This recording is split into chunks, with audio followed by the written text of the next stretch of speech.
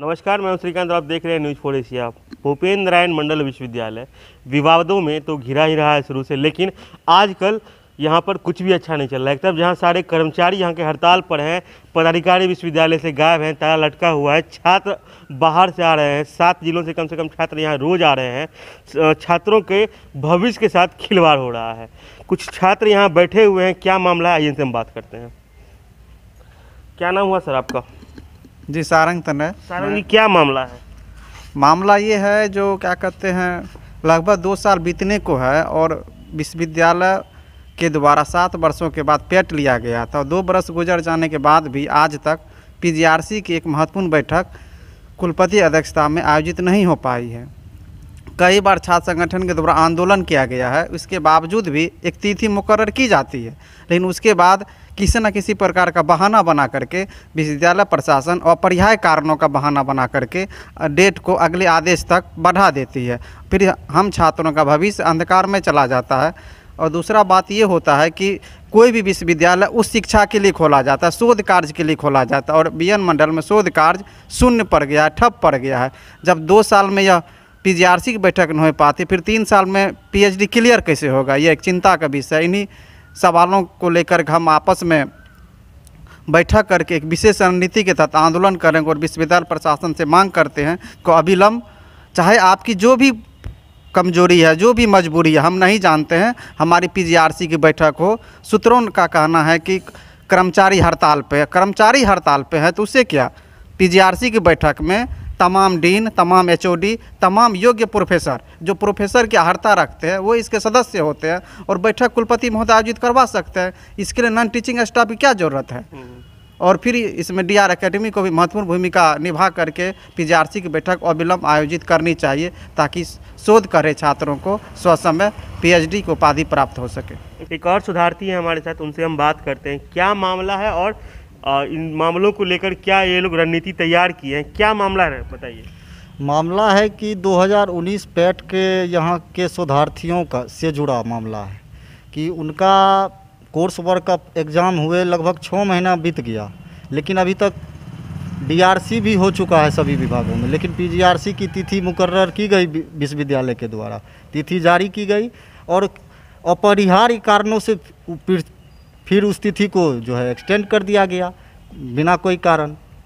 जबकि शोध कार्य जारी रखने के लिए हम शोधार्थियों का शोध कार्य के लिए पीजीआरसी होना अति आवश्यक है। विश्वविद्यालय प्रशासन की उदासीनता के चलते ये टाल दिया गया।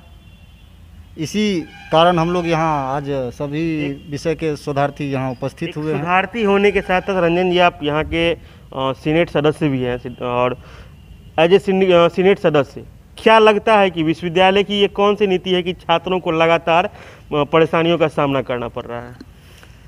जी देखिए, विश्वविद्यालय द्वारा छात्रों के साथ तो लगातार परेशानियों का सामना करना पड़ ही रहा है। जैसा कि आप लोग अभी देख रहे हैं कि कर्मचारियों के अनिश्चितकालीन हड़ताल पर जाने से यहाँ पे छात्रों का कोई काम अभी नहीं हो रहा है, चाहे वो पेंडिंग से जुड़ा काम हो या छात्रों से जुड़ा अन्य काम हो, सारा काम विश्वविद्यालय में ठप पड़ा हुआ है और कर्मचारियों की अनिश्चितकालीन हड़ताल चल रही है और विश्वविद्यालय प्रशासन भी उस पर कोई ध्यान नहीं दे रहा है।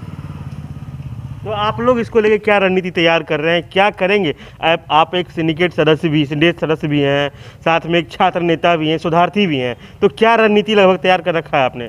रणनीति देखिए, पूर्व में हम आज से 2-3 दिन पहले सरकार को और राजभवन को और प्रधान सचिव शिक्षा विभाग को पत्र के माध्यम से अवगत कराए हैं कि यहाँ की ये पत्राचार बहुत हो गया। रंजन जी, पत्राचार बहुत हो गया। आप ग्राउंड पे बताइए कि छात्र अभी घूम के यहाँ अररिया से छात्र आ रहे हैं, पूर्णिया से छात्र आ रहे हैं, कटिहार छात्र आ रहे हैं, घूम के जा रहे हैं, तो ऐसे में आप एज ए छात्र नेता आपने क्या इसको लेकर रणनीति बनाई है? विश्वविद्यालय प्रशासन से बात भी किया हूँ, लेकिन विश्वविद्यालय प्रशासन द्वारा बोला गया कि मतलब कर्मचारियों की हड़ताल है। आखिर हड़ताल के बारे में छात्रों और विश्वविद्यालय और कर्मचारियों के बीच छात्र क्यों पिसाए? छात्रों की क्या उसमें वही बात है। तो आप एज ए छात्र नेता आप कैसे इसका क्या हम लोग भी विश्वविद्यालय प्रशासन से बात किए हैं और आगे भी उस पर नहीं होगा तो हम बोला विश्वविद्यालय प्रशासन क्या बोला कि वही बात बोला कि मतलब अभी आंदोलन कर्मचारियों से आपकी वार्ता हुई है? कर्मचारियों से भी बात किए हैं कि आप लोग बोला कि हम लोग अपनी मांग पे अडिग हैं। मतलब उन लोग का आंसर नहीं टूटेगा। अब ये तो उन लोगों का मामला, लेकिन हम लोग तो प्रयास भी किए और बात भी किए कि भैया आप लोग छात्रों का कम से कम काम को देखिए। आप वहाँ पर उनके समर्थन में बैठे हैं या फिर उनसे बात की है कि हड़ताल को तोड़ा जाए? दोनों चीज़ के लिए। एक तो कर्मचारी हैं यहाँ के, आप सभी जानते हैं कि 86 कर्मचारियों वर्षों से कार्यरत हैं और यहाँ पे अपनी सेवा देते आ रहे हैं, तो उन लोगों का मांग आज अपनी एक जगह। चिट्ठी जारी हो गई, कल एक चिट्ठी जारी हो गई है जिसमें 44 जो वहाँ कर्मचारी हैं उनकी नौकरी चली गई है।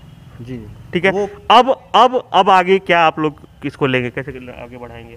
जी देखिए, वो तो विश्वविद्यालय प्रशासन और विश्वविद्यालय कर्मचारी का मामला और राज्य सरकार का मामला है, उसमें तो हम लोग अभी। आपके उनके समर्थन की चिट्ठी मैंने देखी है कि आपने उनके समर्थन में चिट्ठी लिखा है, महामहिम को भेजा है। जी। तो अब ऐसे में जो नया चीज़ निकल के सामने आ रहा है, ऐसे में आप क्या करेंगे आप?